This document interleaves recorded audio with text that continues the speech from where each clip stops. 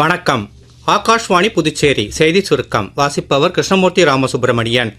GST சீர்திருத்தங்கள் நாட்டின் வரி மற்றும் வருவாய் கட்டமைப்பை நவீனமயமாக்கி எளிமைப்படுத்தியுள்ளதாக மத்திய நிதியமைச்சர் திருமதி நிர்மலா சீதாராமன் தெரிவித்துள்ளார்.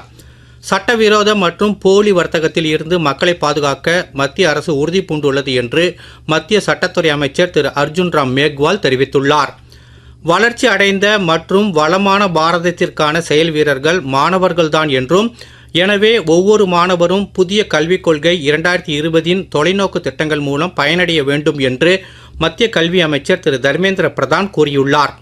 புதுச்சேரியில் மகளிர் மற்றும் குழந்தைகள் மேம்பாட்டுத்துறை சார்பில் நேற்று மாலை நடைபெற்ற விழாவில் சிறப்பு விருந்தினராக கலந்து கொண்ட துணைநிலை ஆளுநர் திரு கைலாஷ்நாதன் புதிய பயனாளிகளுக்கு முதியோர் ஓய்வூதியம் மற்றும் இதர நலத்திட்ட உதவிகளை முதலமைச்சர் திரு ரங்கசாமி முன்னிலையில் வழங்கினார்.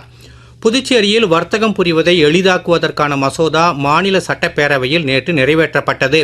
உரிய அனுமதிகள் மற்றும் ஒப்புதல்களை வழங்க அதிகாரிகள் தாமதித்தால் அபராதம் விதிக்கவும், அதிக தாமதம் ஏற்படும் பட்சத்தில் அனுமதி வழங்கப்பட்டதாக கருதவும் இந்த சட்டத்தில் வகை செய்யப்பட்டுள்ளது.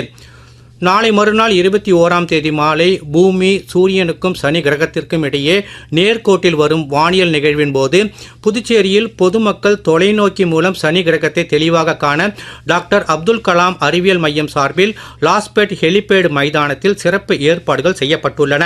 இத்துடன் இந்த செய்தி சுருக்கம் நிறைவு பெறுகிறது.